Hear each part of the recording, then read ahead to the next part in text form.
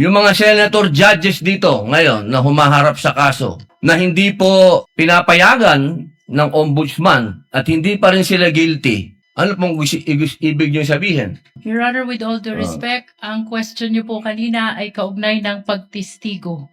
Testigo nga, Referring to judges the nga yung witnesses of sinasabi the eh. prosecution, Your Honor. Ang usapan po ay yung guilty or not guilty. Okay? So, tatanong na po ako ng bago. Opo. Pwede po ba? May I be clarified, Your Honor, on your last question about the senator you said are facing cases? Lead counsel, I think that was Alam niyo more po, malinaw na po yung sinabi ko and wala po kayong karapatan magtanong Hindi, sa Senator Judge. diliwanagin ko nga po. I think Senator